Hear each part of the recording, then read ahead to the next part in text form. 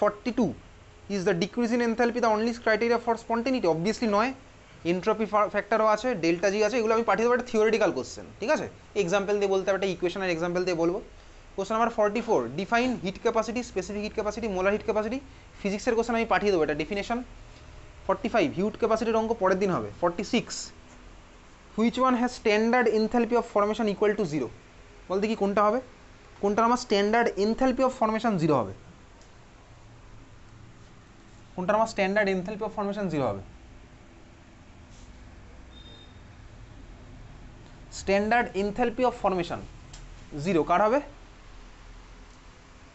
বল, কোনটাকে আমি কোনটা থেকেই বানাবো? কোনটাকে আমি কোনটা থেকে বানাবো? আমি যদি ফ্লুরিনের কোনো কম্পাউন্ড বানাই তাহলে স্টার্টিং ম্যাটেরিয়ালটা আমার কী হতে পারে? ফ্লুরিনের এলিমেন্ট বলতে কার কথা মাথায় আসে? ফ্লুরিন। ফ্লুরিন কীভাবে থাকে? হ্যালোজেনগুলো F2, তাই তো? তাহলে আমি অপশান নাম্বার এতে দেখ, আমি F2 থেকে F2ই বানাবো, তাহলে ওই জন্য আমার অপশান নাম্বার এ হচ্ছে আমার answer. Standard enthalpy of formation equals to 0 কার হবে? F2-র জন্য। আচ্ছা, স্ট্যান্ডার্ড এনথালপি অফ ফরমেশন সম্পর্কে চল কিছু কথা লিখে রাখি। দেখ, ধর এটা ফর্ম হচ্ছে, ধর এ প্লাস বিবি এর রিয়াকশানে ধর আমার ফর্ম হচ্ছে কি ভাই? A B. এটা আমার ফর্মেশন রিয়াকশন। এবারে ধর হাফ হাফ করলে ব্যালেন্স হয়ে যাবে। আমি জাস্ট তোকে এটা বলছি, ফর্মেশন রিয়াকশনে ধর কারটা এবির ধর ফর্মেশন রিয়াকশন। এইবারে ধর বন্ড ফর্ম হলে বল সিস্টেম থেকে এনার্জি রিলিজ হয় নাকি সিস্টেম এনার্জি অ্যাড হয়? বন্ড ফর্ম হলে কেমিক্যাল বন্ডিংয়ে শুরুতে পড়েছিলাম, একটা গ্রাফ এঁকেছিলাম, সিস্টেম থেকে এনার্জি রিলিজ হয়, তাই না? তার মানে এনার্জি রিলিজ হয়। এনার্জি যদি রিলিজ হয় তার মানে দেখ এখান থেকে আমার এনার্জি রিলিজ হয়ে গেছে। তাহলে এনথালপি অফ ফরমেশন, তুই দেখ যে অঙ্কগুলো করেছিস, দেখ ভ্যালুগুলোর দিকে একটু তাকা দেখি, এনথালপি অফ ফরমেশনের ভ্যালুগুলো দেখ। তুই যে অঙ্কগুলো করেছিস এনথালপি অফ ফরমেশনের ভ্যালুগুলো দেখ কী দেওয়া আছে, প্লাসে না মাইনাসে? দেখ তো, সব কটা দেখ মাইনাসে দেওয়া আছে। তার মানে ভাই যখনই আমার বন্ড ফর্ম হয় স্বাভাবিকভাবে আমার সিস্টেম থেকে এনার্জি রিলিজ হয়। সিস্টেম থেকে যদি আমার এনার্জি রিলিজ হয় তার মানে আমার এনথালপি সবসময় কমবে, স্বাভাবিকভাবেই কমবে। ওই জন্য দেখ আমার এনথালপি অফ ফরমেশন দেখ প্রত্যেকটা নিউমেরিক্যালস আমার দেখ নেগেটিভ আছে। বোঝা গেল? হ্যাঁ ভাই বুঝলাম। তাহলে তুই এবার বল, যত বেশি অ্যামাউন্টের এনার্জি রিলিজ হবে তত বেশি কিন্তু বন্ডটা আমার স্ট্রং হবে, স্বাভাবিকভাবে। যত বেশি স্ট্রং বন্ড ফর্ম হয় তত বেশি আমার হচ্ছে ভাই এনার্জি রিলিজ হয়। ক্লিয়ার? বোঝা গেল? তাহলে ভাই আমার সোজা কথা হচ্ছে এনথালপি অফ ফরমেশন যত নেগেটিভ তত বেশি অ্যামাউন্টের এনার্জি আমার রিলিজ হবে, তত হচ্ছে আমার বন্ডটা স্ট্রং বন্ড ফর্ম হবে। ওকে? তাহলে এনথালপি অফ ফরমেশন যত নেগেটিভ তত হচ্ছে আমার বন্ডটা হবে তত স্টেবল, বন্ডটা হচ্ছে আমার তত স্ট্রং। তাই লিখে রাখ, more negative enthalpy of formation means more stable bond. More negative enthalpy of formation means more stable bond.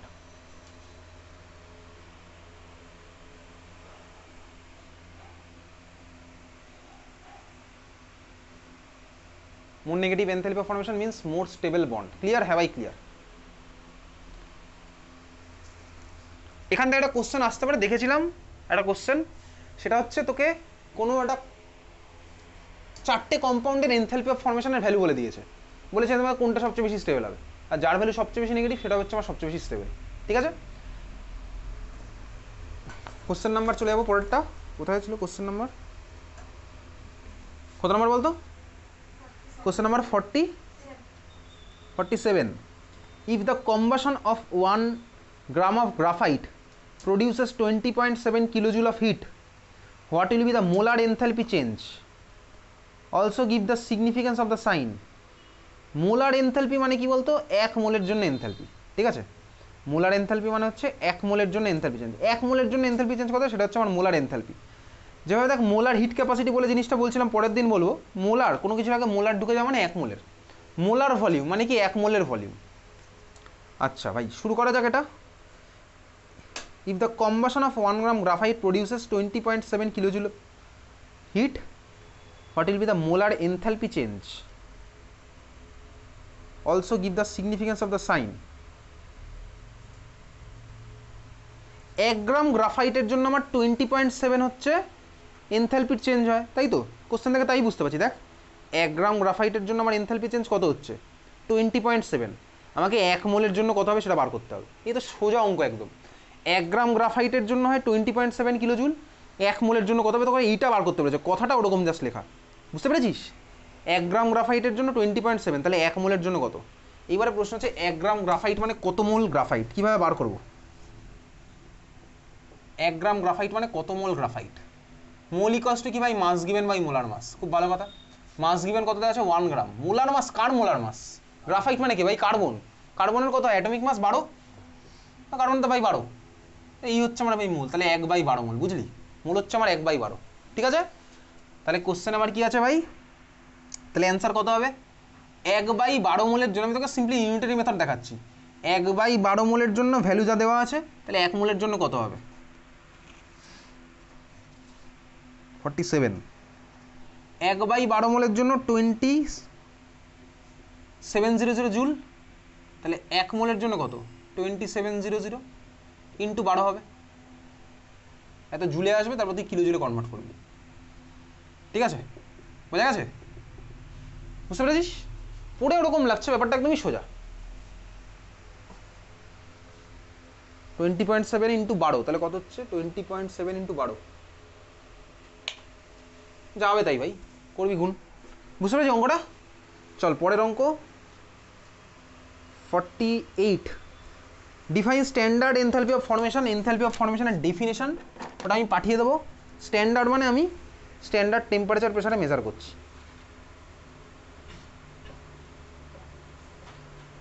Next question হচ্ছে কোশ্চেন নাম্বার 51, কত হবে বল, দেখে বল একদম এখনই বল। Value of delta HF0 for ammonia is -91.8, তাহলে এই যে রিঅ্যাকশনটা দিই সেটার জন্য কত হবে বলো, তো ইকুয়েশন এদিক ওদিক করলেই হয়ে যাবে। কোশ্চেন নাম্বার 51 কত হচ্ছে, হাফ হবে না রে ভাই, কত হবে বল,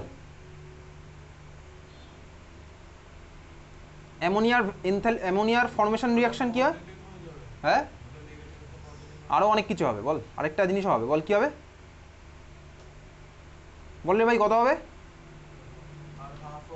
অ্যান্সারটা বল, কত হচ্ছে অ্যান্সার হাফ হলে নাম্বার 0,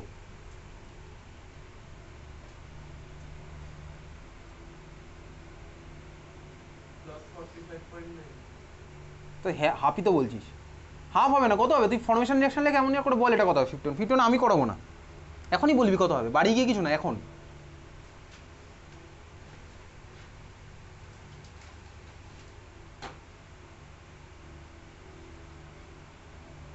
হয়ে গেছে অ্যান্সার।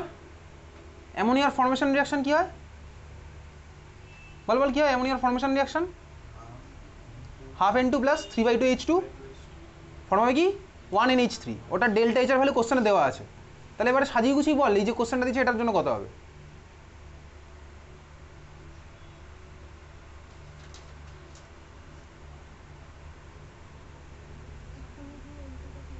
অ্যান্সার কত আসছে বল, হ্যাঁ কত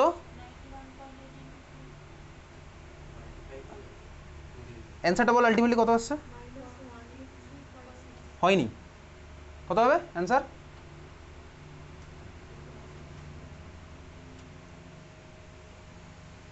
আরে ভাই বুঝতে পারছিস না, দেখ দেখ না, দেখ একবার দেখ, তোকে কি বার করতে বলেছে, তুই আমি কিসের অ্যান্সার বলছিস, নিজেকে জিজ্ঞেস করলি নিজে বুঝে যাবি, তোকে কি বার করতে বলেছে, তুই কি কোন ইকুয়েশনে তুই বার করে আমাকে বললি,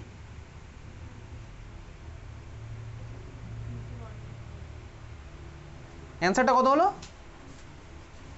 অ্যান্সারটা মাইনাসই থাকবে, আরে ভাই এটার জন্য এত টাইম দেওয়া যাবে কি করে ভাই, তা মাইনাস থাকবে এটা বলার পরে, তাহলে যদি পজিটিভ বলিস তাহলে কী করে বলবো।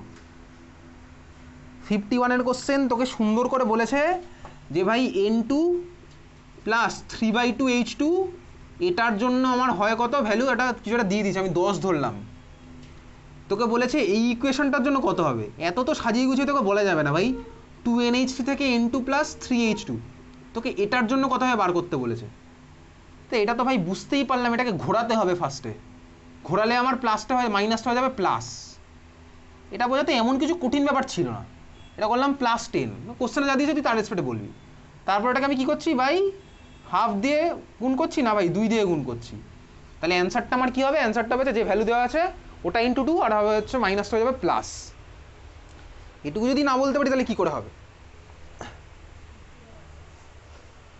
51 হয়ে গেছে, চল 52, distinguish between heat of reaction and heat of formation পাঠিয়ে দেবো।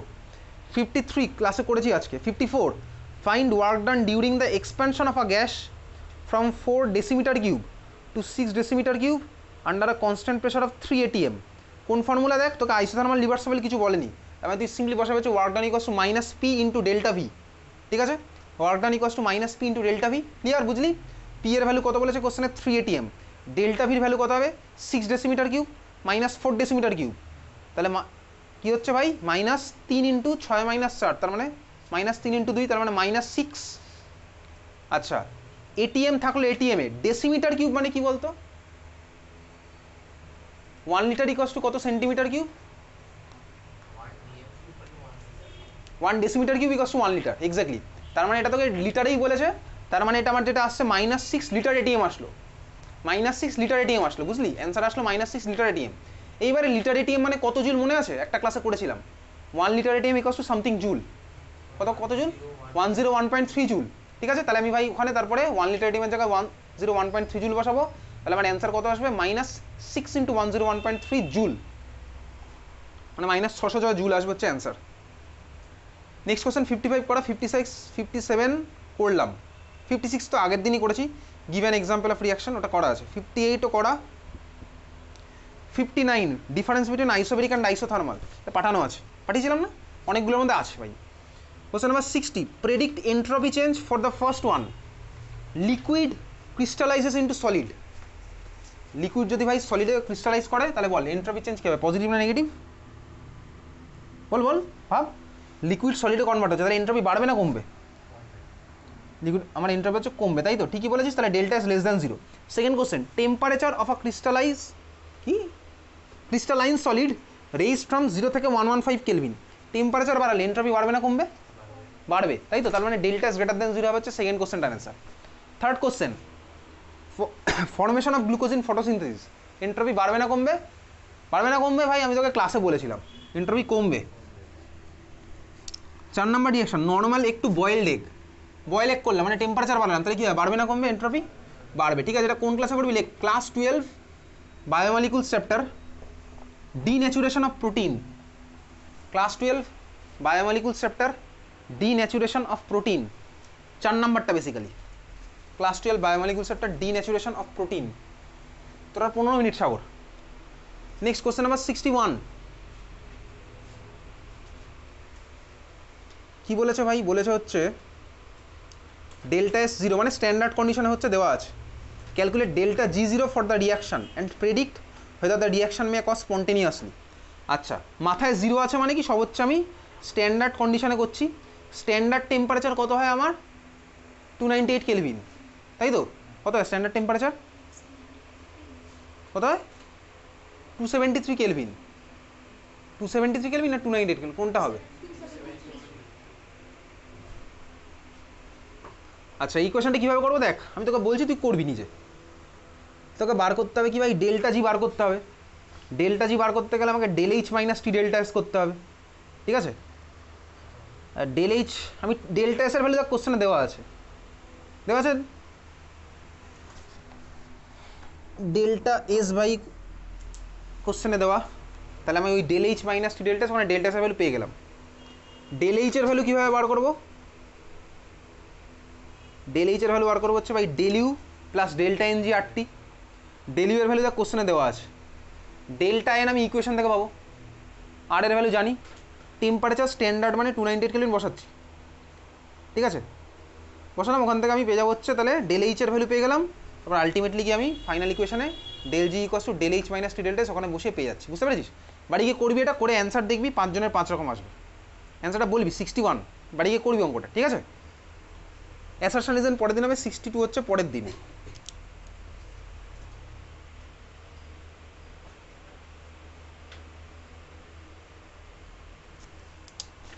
নেক্সট কোশ্চেন নাম্বার 63 করেছি কি আজকে? হ্যাঁ, তো আজকেই বললাম ভাই। 64 entropy of the universe is always increasing. 66 specific heat পরের দিন হচ্ছে, তুই পরের দিন পড়ে আসবি, কী কী পড়ে আসবি বলে দেবো। 69 ওই একই ভাই, show for an ideal gas Cp minus সিবি equals to R. 70 with the help of first law of thermodynamics and H equals to U plus P prove that del H equals to qp. এটা পারবো করতে, constant pressure PV টার্মটা হবে হচ্ছে 0, তাহলে del H equals to U হবে, এটা পাঠিয়ে দেবো। 71 করেছি, 72 পরের দিন হবে, পরের দিন হবে না ভাই, এটা পাঠিয়ে দেবো তোকে। আচ্ছা 73 in what condition will the reaction occur. First কন্ডিশনটা বল, ওটা কি ঠিক বলেছে? Both del H and del S are positive. না, তোকে কোশ্চেনটা এরকম বলেনি, তোকে অ্যাকচুয়ালি বলতে চাইছে কোশ্চেন নাম্বার 73 যে টেম্পারেচারটা কী হলে ভাই রিয়াকশনটা হবে। কোশ্চেন নাম্বার কত? 73 in what condition the reaction will occur. তার মানে টেম্পারেচারটা কী হলে রিয়াকশনটা হবে। Both del H and del S are positive. আচ্ছা, টেম্পারেচারের ভ্যালুটা কত হতে হবে? Del H minus T delta S, এটা হতে হবে আমার নেগেটিভ ভাই, যদি রিয়াকশনটা স্পন্টেনিয়াস হয়, মানে রিয়াকশনটা যদি হয়, বুঝতে পারছিস? বোঝা গেল? আচ্ছা, রিয়াকশন উইল অকার, তাহলে del H minus T delta S less than 0। Del H আমার পজিটিভ, খুব ভালো কথা, এটা আমার পজিটিভ। ডেল্টা এসও আমার কি বলেছে? পজিটিভ। তাহলে বল টেম্পারেচারটার ভ্যালু কি হতে হবে? ডেল্টা এস পজিটিভ, তাহলে টি ডেল্টা এস টার্মটা নেগেটিভ। খুব ভালো কথা হলো, ডেল এইচ তো আমার পজিটিভ আছে, এইবারে টি ডেল্টা এস এর ওভারঅল ভ্যালুটা যেন আমার ডেল এইচের ভ্যালুর থেকে বেশি হয়, তাই না? বুঝতে পারছিস? বুঝছিস কি? বুঝছিস মিম? বুঝছিস না? টি ডেল্টা এস এর ওভারঅল ভ্যালুটা আমার যেন ডেল এইচের ভ্যালুর থেকে বেশি হয়। কেন কি? কারণ দেখ, আমার এই ভ্যালুটা ভাই পজিটিভ, টি ডেল্টা এস এর ভ্যালুটা আমার যদি ডেল এইচের থেকে বেশি হয়, সামনে একটা নেগেটিভ আছে, ওই নেগেটিভের জন্য ওভারঅল ভ্যালুটা আমার হয়ে যাবে লেস দ্যান 0। বোঝা গেল? হ্যাঁ ভাই বুঝলাম। এবারে তুই বল, ডেল্টা এস পজিটিভ, টেম্পারেচারের ভ্যালু কি হলে আমার এটা ডেল এইচের ভ্যালুকে ছাড়িয়ে চলে যাবে? টেম্পারেচার হতে হবে হাই টেম্পারেচার, স্বাভাবিকভাবেই টেম্পারেচারের ভ্যালু যত বাড়বে তত হচ্ছে আমার ভাই টি ডেল্টা টার্মটা তত বেশি আমার বাড়বে, সামনে একটা নেগেটিভ আছে মানে তত বেশি ওভারঅল টার্মটা কমে যাবে। বোঝা যাচ্ছে তো? তাহলে আমার এটা কী হতে হবে বলতো? High temperature. তার মানে ফার্স্টেরটা আমার হতে হবে হাই টেম্পারেচারে। ক্লিয়ার? হ্যাঁ ভাই বুঝলাম। ডেল্টা এস টার্মটা আমার পজিটিভ, ওভারঅল আমার হতে হবে কি ভাই? Less than 0। এটা পজিটিভ, টেম্পারেচারটাও যদি আমার পজিটিভ হয়, তাহলে পজিটিভ পজিটিভ পজিটিভ থাকলো, সামনে একটা নেগেটিভ আছে, ওভারঅল হয়ে যাবে নেগেটিভ। যত বেশি নেগেটিভ হবে তত আমার বেশি হবে হচ্ছে স্পন্টেনিয়াস। ক্লিয়ার? বুঝেছিস? এটা ভাই ইকুয়েশনটা দেখে ফিল করলে আমি বুঝে যাবো। সেকেন্ডের কন্ডিশনটা বি বলেছে, both del H and del S are negative. Del H and del S both হচ্ছে নেগেটিভ। স্পন্টেনিয়াস হতে গেলে আমার এটা লেস দ্যান 0 হতে হবে। ডেল এইচও নেগেটিভ, ডেল এসও নেগেটিভ। এইবারে দেখ, বল দেখি টেম্পারেচার আমার কী হতে হবে? হাই টেম্পারেচার না কী হতে হবে বল? আমার কন্ডিশন কি? আমার কন্ডিশন হচ্ছে ওভারঅল টার্মটা যেন লেস দ্যান 0 হয়। বল বল কী হবে? ডেল এইচ টার্মটা নেগেটিভ, ডেল্টা এস টার্মটা নেগেটিভ, তাহলে ভাই নেগেটিভ সামনে চলে গেলে হয়ে গেল পজিটিভ। টেম্পারেচারকে কী হতে হবে যাতে ভাই ওভারঅল টার্মটা আমার নেগেটিভই থাকে? টেম্পারেচার হতে পারছে আমার কি? নেগেটিভ, তাই তো? নেগেটিভ বা লো টেম্পারেচার। সোজা কথা, টেম্পারেচার তো নেগেটিভ হবে না, নেগেটিভ মানে সব কেলভিনের রেসপেক্টে ভাবি, তাহলে ভাই টেম্পারেচার তো 0 নিচে নামবে না, তাহলে টেম্পারেচার আমার কী হবে? লো টেম্পারেচার। বোঝা গেল? হ্যাঁ ভাই বুঝলাম। তাহলে লো টেম্পারেচার, এই জন্য কোনো কোনো রিয়াকশন আমার লো টেম্পারেচারে হয়, যার জন্য এইসব কন্ডিশন থাকে। কোনো কোনো টেম্পারেচার আমার হাই টেম্পারেচার হয়। চলো, এটা ছিল হচ্ছে কত নম্বর? Question number 73। কোশ্চেন নাম্বার 74 করা আছে। কোশ্চেন নাম্বার 75 এই ক্লাসেই বলেছি আমি তোকে, গিভ রিজন কিউ আর ডাব্লিউ যদি স্টেট ফাংশন না হয়, তাও কিউ প্লাস ডাব্লিউ কেন স্টেট ফাংশন হয়? এই del U equals to q plus ডাব্লিউ আজকের ক্লাসে কিছুক্ষণ আগেই করেছিলাম। কোশ্চেন নাম্বার চলে যাবো 76, give reason are real crystal has more entropy than an ideal crystal. Real crystal has more entropy than an ideal crystal. দেখ, বেসিক্যালি ক্রিস্টাল অ্যাকচুয়ালি তোর ক্লাস 12-এ সলিড স্টেট কেমিস্ট্রিতে আগে ছিল, এখন আর ক্লাস 12-এ সলিড স্টেট কেমিস্ট্রিতে নেই। ওয়েস্ট বেঙ্গল বোর্ডে ক্লাস 11-এ সেমিস্টার 1-এ সলিড স্টেট কেমিস্ট্রি ঢুকিয়ে দিয়েছিল। ক্রিস্টাল মানে কি ভাই? ক্রিস্টাল মানে হচ্ছে বেসিক্যালি, দেখ সুন্দরভাবে ধর আমার সলিডের পার্টিকেলগুলো এইভাবে তার সুন্দরভাবে অর্ডারভাবে রয়েছে, তার সবাই এরকম সুন্দরভাবে অর্ডারভাবে রয়েছে। এই অর্ডারটা আমার এরকম হতে পারে, এই অর্ডার চাইলে আমার এরকমও হতে পারে, ডিফারেন্ট শেপে আমার এটা হতে পারে, চাইলে আমার এরকম হতে পারে, এর মাঝখানে আরেকজন ঢুকে আছে, এরকমও হতে পারে, ঠিক আছে? এইটাও হতে পারে। এটা সুন্দর অর্ডার, মানে অর্ডার তো অনেক রকমই হয়, বুঝতেই পারছিস। এবারে ভাই যদি আমার সবাই এরকম সুন্দর অর্ডারে থাকে, সেটাকে আমার বলে হচ্ছে কি বলতো? আইডিয়াল ক্রিস্টাল, মানে যার মধ্যে আমার সবাই সুন্দরভাবে অর্ডারে রয়েছে। আইডিয়াল আর রিয়েলের মধ্যে ডিফারেন্স তুই গেস করতেই পারিস। আইডিয়াল মানে যেটা হওয়া উচিত ছিল, আর রিয়াল মানে ভাই যা হচ্ছে, মানে আইডিয়াল না, তাই তো? আচ্ছা দেখ ভাই, এটা হচ্ছে আমার আইডিয়াল ক্রিস্টাল। রিয়েল ক্রিস্টাল মানে কি? রিয়েল ক্রিস্টাল মানে ধর এরকম হতে হতে কোথাও ধর আমার এরকম মাঝখানে ডিফেক্ট হয়েছে, ধর কেউ একটা মিসিং পার্টিকেল মিস হয়ে গেছে, বা ধর আমার এরকম পুরো জিনিসটা সুন্দর অর্ডারে চলছিল, মাঝখানে কেউ ধর দুম করে উল্টোপাল্টা ধর এরকম অর্ডারে চলে এসছে, উল্টোপাল্টা ধর অরেঞ্জ অর্ডারে চলে এসছে, বাকিটা সময় এরকম চলছে, এটাকে আমার কি বলে, এটাকে আমার বেসিক্যালি সলিড স্টেটের ভাষা বলে হচ্ছে ডিফেক্ট। ঠিক আছে, ডিফেক্ট। এইবারে দেখ, এটা হচ্ছে আমার আইডিয়াল ক্রিস্টাল, আর যে ক্রিস্টালের মধ্যে ডিফেক্ট আছে সেটা হচ্ছে আমার কি রিয়েল ক্রিস্টাল। তুই বল আইডিয়াল ক্রিস্টাল নাকি রিয়েল ক্রিস্টাল, কোথায় ডিসঅর্ডার ব্যাপারটা বেশি, র্যান্ডমনেস কোথায় বেশি, রিয়েল ক্রিস্টালে স্বাভাবিকভাবেই। তাহলে রিয়েল ক্রিস্টালে যদি ভাই র্যান্ডমনেস বেশি হয়, তাহলে এন্ট্রপি আমার কার বেশি হবে, রিয়েল ক্রিস্টাল হচ্ছে আমার এন্ট্রপি বেশি। তাহলে চল কোশ্চেন নাম্বার 76-এর অ্যান্সারটা লিখে রাখ। Ideal crystal has perfect order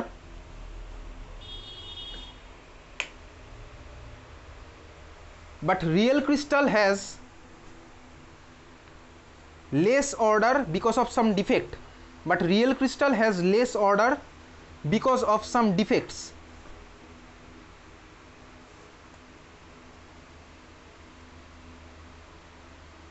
So it has, so real crystal has more entropy, so real crystal has more entropy. Clear?